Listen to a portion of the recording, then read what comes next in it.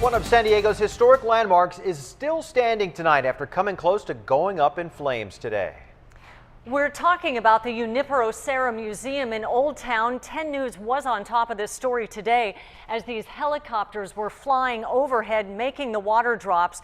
The crews fought to keep these flames away from the landmark you see here, also by ground. 10 News reporter Bob Lawrence shows us why this fire could very well happen again.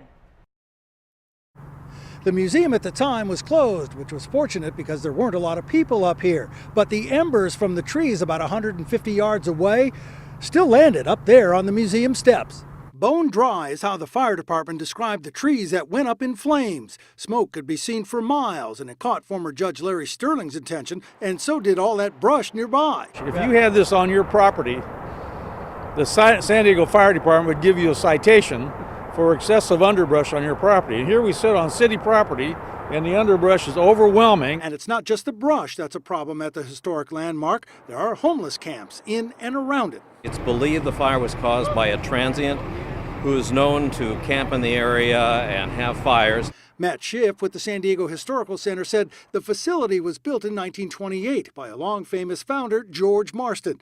No longer a mission, the facility nonetheless houses a number of historical artifacts.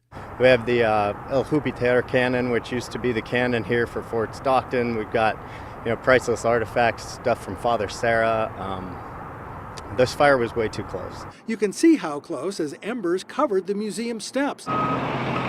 Firefighters, in fact, had to be called back hours later to put out more hot spots. Fortunately, the museum wasn't damaged. As for the homeless man who set the fire, the police are still looking. Bob Lawrence, 10 News, Presidio Park.